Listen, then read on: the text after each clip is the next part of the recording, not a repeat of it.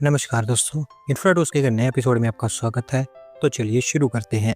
पहली खबर की शुरुआत करते हैं पंजाब सरकार को लेकर, जिन्होंने पंजाब के अंदर मालवा कैनाल प्रोजेक्ट के लिए लैंड एक्विजिशन स्टार्ट कर दिया है। और सबसे पहले ये काम पंजाब के मुक्तसर डिस्ट्रिक्ट के अंदर स्टार्ट हुआ है। दोस्तों, मालवा कैनाल हरीके से स्टार्ट होगा, मुक्तसर, फिरोजपुर और फरीदकोट इन 3 डिस्ट्रिक्ट से पास होगा और कुल मिलाकर 149 किलोमीटर की इसकी लेंथ होगी, 50 फीट की इसकी विड्थ होगी और 12.5 फीट की इसकी डेप्थ होगी।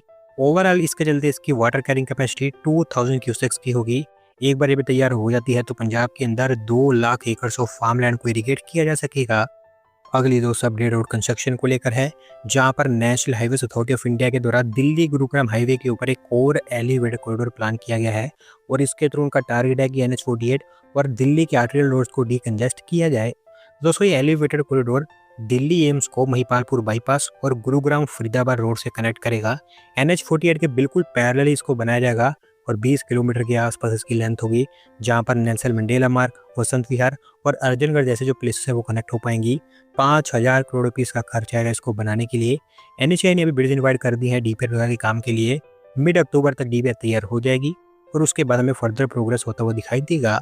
अगली दो अपडेट तेलंगाना से है, जहां पर Telangana state road transport corporation ने 108.2 करोड़ रुपीस सैंक्शन कर दिए हैं बस ट्रांसपोर्टेशन में इंप्रूवमेंट के लिए और इन फंड्स का इस्तेमाल नए डिपोज और एग्जिस्टिंग बस स्टेशन के अपग्रेडेशन और रिवैम्पिंग के ऊपर किया जाएगा।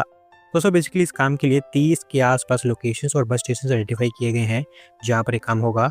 नगर कुरनूल, महबूब नगर और निजामाबाद जैसे प्लेसेस को यहाँ पर शॉर्टलिस्ट किया गया है।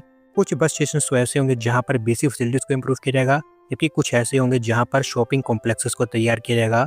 तेलंगाना सरकार ने सिविल इंजीनियरिंग डिपार्टमेंट को इमीडिएटली काम स्टार्ट करने के ऑर्डर दे दिए हैं।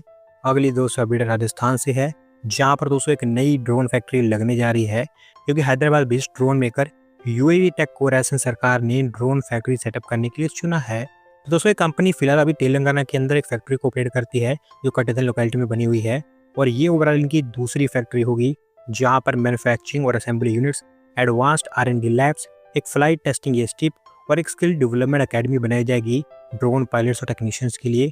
कुल मिलाकर 300 करोड़ रुपीस की यहाँ पर इन्वेस्टमेंट होगी इस फैक्ट्री के ऊपर और अगले 1-1.5 साल के अंदर अंदर आपको ये बनती हुई दिखाई देगी। अगली दोस्त अपडेट इंदौर से है, जहाँ पर इंदौर देश की ऐसी पहली सिटी बन गई है जहाँ पर ड्रिंकिंग वाटर सप्लाई किया जाएगा सोलर पावर के थ्रू और इसके लिए एक 60 मेगावाट का सोलर पावर प्लांट सेटअप किया जाएगा। दोस्तों, अभी तक हमारे देश में कोई भी ऐसी सिटी नहीं है जहाँ पर ऐसा काम किया जा रहा हो। इंदौर, जो हर साल स्वच्छ भारत मिशन में पहली रैंक पर आती है, वो ऐसी पहली सिटी होगी जहाँ पर ऐसा यूनिक काम किया जाएगा।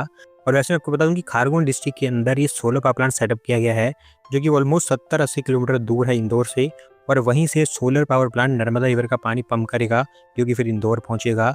अभी 308 करोड़ रुपीस खर्च करके इसको तैयार कर दिया गया है और नवंबर के आसपास ऑपरेशन कर दिया जाएगा।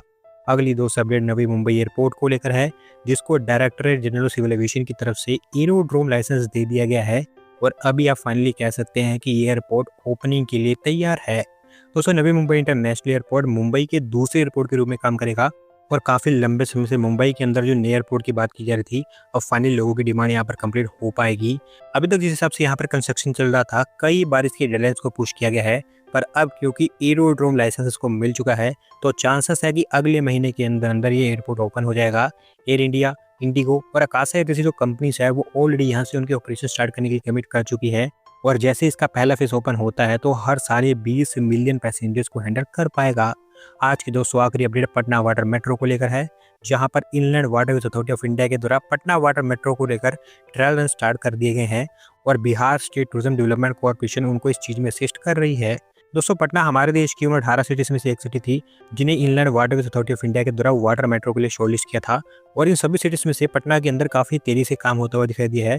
इनफैक्ट दूसरी सिटीज में तो भी फिजिबिलिटी का काम ही चल रहा है, जबकि यहाँ पर भी ट्रायल स्टार्ट हो चुके हैं। कंगन घाट से दीघा घाट के बीच में ऑपरेट होगी 10.5 किलोमीटर के रोड पर। काय घाट और गांधी घाट को यहाँ पर स्टॉपेजेस के रूप में इंक्लूड किया गया है। जो शिप यहाँ पर ऑपरेट की जाएगी उसकी पैसेंजर कैपेसिटी 50 पैसेंजर्स के आसपास की होगी। CCTV कैमरास, LCDs और एक साउंड सिस्टम भी यहाँ पर लगाया गया है और अभी क्योंकि ट्रायल्स यहाँ पर स्टार्ट हो चुके हैं, तो दिसंबर के आसपास मोस्ट प्रोबेबली आपको वाटर मेट्रो ओपन होते हुए दिखाई देगी। दोस्तों, आज की वीडियो में बस इतना ही। अगर आप अपनी तरफ से अपडेट सबमिट करना चाहते हैं तो डिस्क्रिप्शन में दिए गए लिंक पर क्लिक करके सबमिट कर सकते हैं। अगर आज की वीडियो पसंद आई हो तो वीडियो को लाइक करें, चैनल को सब्सक्राइब करें। धन्यवाद वीडियो को देखने के लिए।